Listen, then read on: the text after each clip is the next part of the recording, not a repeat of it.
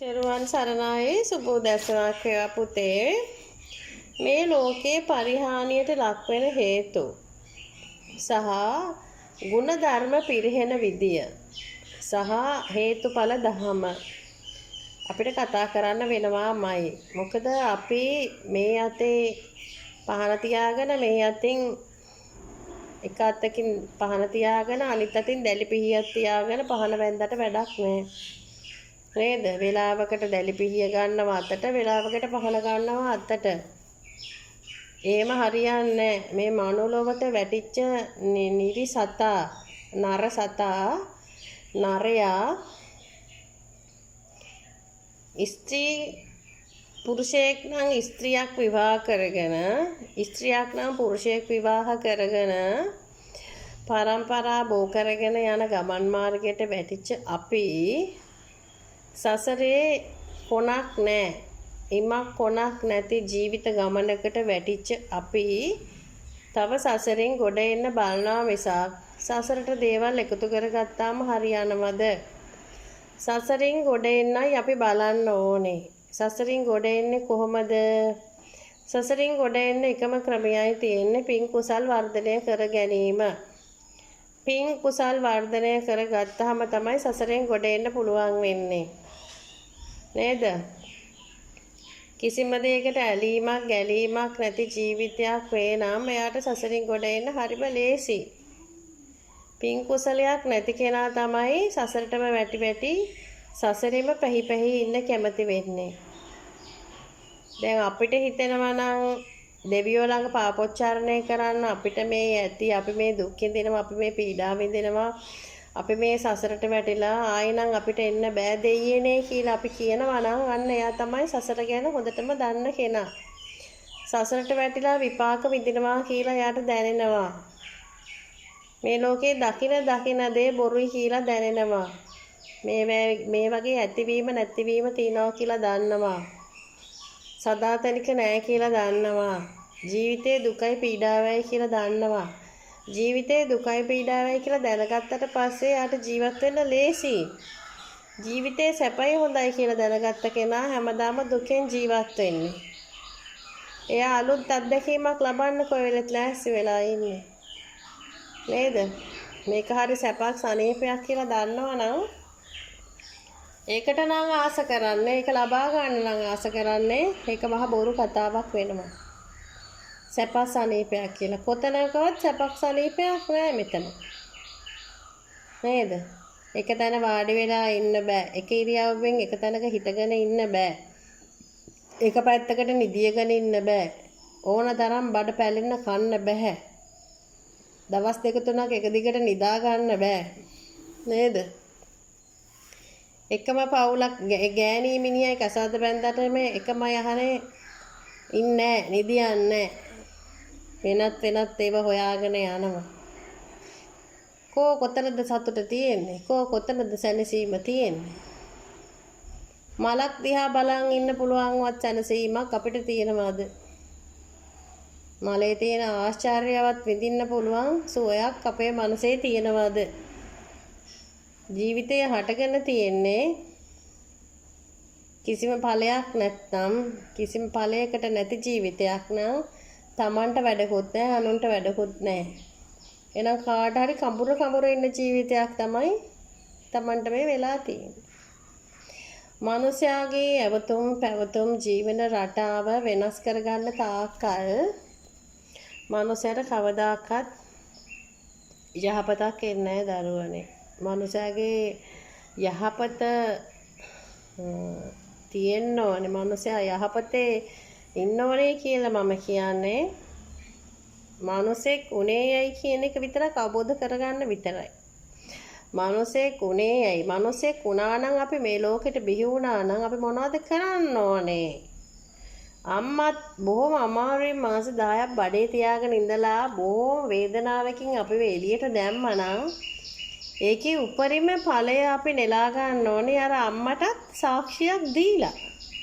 වැදූ අම්මට, කිරි පෙව්ව අම්මට, ලේ ටික කිරි කරලා පෙව්ව අම්මට ජාති ණයයි කියලා වචනේ කිව්වට මදි දරුවනේ. මේ ලෝකෙට මනුස්ස ලෝකෙට අඩිය තියන්න මනුස්ස ලෝකෙ දිහා බලන්න ජීවිතය දුන්නේ අම්මයි තාත්තයි නම් අද මේ වෙනකොට අම්මයි තාත්තයි අමතක කරලා ඉන්නවා නම් ඕගොල්ලන්ට ඇත්තටම නිර්වාණ සුවය ලං කරගන්න පුළුවන්ද? නිවන සාක්ෂාත් කරගන්න පුළුවන්ද? මේ ලෝකේ මනුස්ස තලයට වැටුනේ අම්මයි තාත්තයි හින්දා නම් වෙනත් පිටස්තරේ වුන් ලොකු කරගෙන ජීවත් වෙනවා නම් අම්මටයි තාත්තටයි පහර කරලා නේද? ඒ අයට පහරලා ජීවිතේ ජය ගන්න පුළුවන්ද?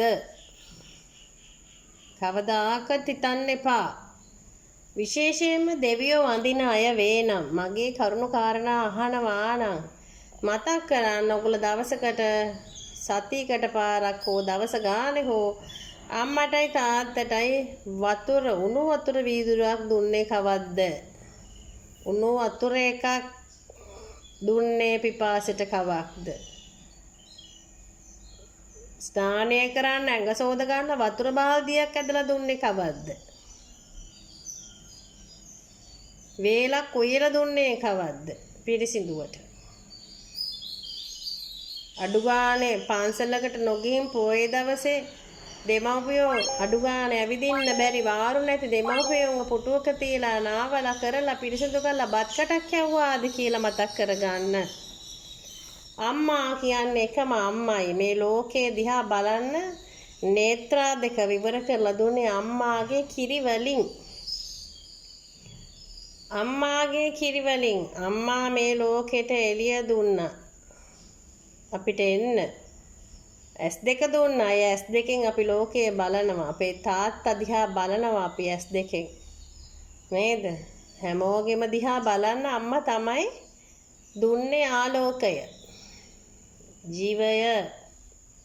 ඒ අම්මට පහරනවා නම්, ඒ අම්මට බයිනවා නම්, ඒ අම්මට ගහනවා නම්, ඒ අම්මට පද හදනවා නම්, ඒ අම්මට ඉරිසියාකම් කරනවා නම්, ඒ අම්මට කුරිටුකම් කරනවා නම් ඇත්තටම බුදුහාමුදුරුවෝ කිව්ව දේශනාවලින් එහෙකවත් ඔයගොල්ලෝ ඉන්නවද කියලා බලන්නකෝ. බුද්ධ චරිතය බුදුහාමුදුරුවන්ගේ චරිතය අපිට දුන්නේ ඇයි? බුදුහාමුදුරුවෝ කෙනෙක් මේ ලෝකෙට ආවේ ඇයි? අපිට මේ වගේ උතුම් දේශනාවල් දුන්නේ ඇයි? උන්වහන්සේ අපිට තියෙන ආදරයට. ගෙදර බුදුන් අම්මා අරුණකොට බුදුන් කියනවා නේද? කිසි දෙයක් ළඟ හංගගන්නේ නැතුව එළියට දෙන්නේ අම්මා. මේ සබාදහම වගේ අම්මා. මේ වෙලාවකට ගොරෝනා, වෙලාවකට වහිනා, වෙලාවකට අවුව වැටෙනවා. නේ වෙලාවකට සීතල සුළඟක් එනවා. ඒ හැමදේම අම්මා ළඟ තියනවා නේද? තියෙනවා. ඒ හැමදේම අපිට අත්‍යවශ්‍ය දේවල්. අම්මා කියන කෙනා එහෙනම් මේ පොළොමහි කාන්තා අම්මා මෑණියන් වහන්සේ විශ්ව මාතාව කියනවා අපි. ඇයි මෙච්චර ලොකු ඒවා කියන්නේ? ලොකු දේවල් වලට අම්මා කියලා කියන්නේ ඇයි?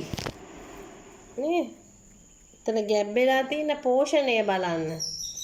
ඒක මේ තමන්ගේ සිතුම් පැතුම් සහ ආකල්ප පිරිසිදු කරගන්න තාක්කල් නිවන ප්‍රාර්ථනා කරනකන් ඔක තේරෙන්නේ නැහැ.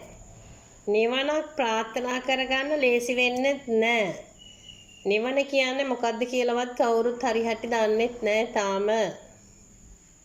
බෞද්ධයා කියලා අපි ලේබලේ ගහගත්තට වැඩක් නැහැ කියන එක විතරයි මට කියන්න තියෙන්නේ. අපි බෞද්ධ, අපි පන්සල් යන්නේ. අපිට පොයවල් තියෙනවා. අපි සිල් ගන්න ඕන. අපි මල් පහන් පූජා කරන්න ඕනේ කියන තැනට විතරක් වැටෙන්න එපා කියන එක විතරයි දරුවනේ මම කියන්නේ. ඇත්තටම අධ්‍යාත්මික පැත්තේ ගුරුවරයා කියන්නේ, ශාස්ත්‍රෝන් කියන්නේ අපිට මේ මනුලවට ආවේ ඇයි අපි පින් කරන්න ඕනේ? ඇයි අපි අධ්‍යාත්මික පැත්තට යොමු වෙන්න ඕනේ? ගුණදහම් වගා වැඩි දියුණු කරගන්න ඕනේ කියලා කියන්න බැරි නම් එයා ගුරුවරයෙක් වෙන්න බෑ.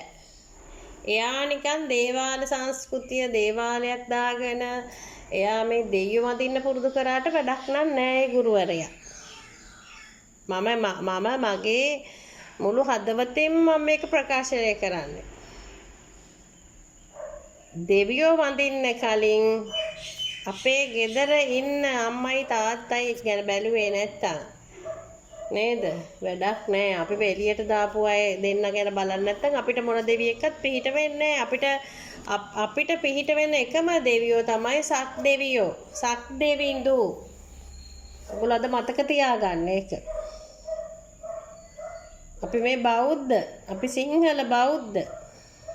බෞද්ධයාගේ පළවෙනි දේවතාවා. ඇවිල්ලා සක් දෙවිඳුම තමයි. වෙන කියන්න කෙනෙක් නෑ මට පුතේ. සක් දෙවිඳුට පළවෙනි තැන දෙන්නේ නැතුව අපි මොකද්ද මේ අල්ලගෙන යන්නේ ජීවිතේ? සක් දෙවිඳුට අඩු ගානේ අපි පින් දෙනවද? අපි සක් දෙවිඳුට පින් දෙනවද අඩු ගානේ? ඇයි සක් දෙවිඳුව මතක් වෙන්නේ නැත්තේ? මේ දේවාල සංස්කෘතිය පැත්තේ ඔය කියන්නේ නැත්තේ ඇයි? ඒගොල්ලෝ දන්න හින්දාද? නැත්තම් දැනගෙන කියන්නේ නැද්ද? නැත්තම් ඒගොල්ලෝ දන්නේ නැද්ද? මේ ගැන අවබෝධයක් නැද්ද? සක් දෙවිඳුගේ තියෙන වටිනාකම කියන්න. සක් දෙවිඳුට වඳින්න කියන්න. සක් දෙවිඳුගේ ආත්මය ගැන කතා කරන්න. සක් දෙවිඳුට පින් දෙන්න. සක් දෙවිඳුගේ කල් ක්‍රියාව මොකක්ද අපි වෙනුවෙන් කරන්න කියලා බලන්න. පොඩ්ඩක් හොයලා බලන්න ඕගොල්ලෝ පුතේ. මං හිතනවා ඕගොල්ලෝ ඉක්මනට නිවන සාක්ෂාත් කරගන්න පුළුවන් කියලා. උතුම් මාර්ගයට ඕගොල්ලෝ වැටෙනවා කියලා මම දන්නවා. ඉතින් අද දවසේ පණිවිඩය දෙවියෝ වඳින්න කලින් දෙවියෝ වඳින්නේ කොහොමද? දෙවියන්ට කලින් අපි කාට වඳින්න ඕනද? නේද? දේවාලයක් දාගන්න කලින් අපි මොනවද කර යුතුකම්? අපේ අතින් ගිලිහුණ දේ මොනවද? අපේ අතින් අත්පත් වෙච්ච වැරදි මොනවද කියලා අපි දැන අඳුරගෙන වැඩ කරොතින් අපිට කවදාකවත් වරදින්න එකම තැනයි තියෙන්නේ. වරදින එකම තැනයි තියෙන්නේ. ඕනාට වැඩිය මිනිස්සු විශ්වාස කරගත්තොත් අපිට වරදිනවා. ඕනාට වැඩිය කිසිම කෙනෙක් විශ්වාස කරගන්න නැතුව, ඕනාට වැඩිය කිසිම කෙනෙක් ලං කරගන්නේ නැතුව, ඕනාට වැඩිය කිසිම කෙනෙක් එක්ක හාදකම් පවත්වන්න නැතුව ජීවිතය ගත කරන්න දෙවියෝ අනිවාර්යෙන් වඩිනවා ඔයගොල්ලන්ගේ හදවතට. එහෙනම් ඒකාන්තයි. එහෙනම් පුතේ තුරුවන් පිට කරගෙන සරණ කරගෙන යන ජීවිතේ වාසනාවන්ත එකක් වේවා කියලා ප්‍රාර්ථනා කරනවා. දවසට සුබ වේවා කියලා ප්‍රාර්ථනා කරනවා. තෙරුවන් සරණයි.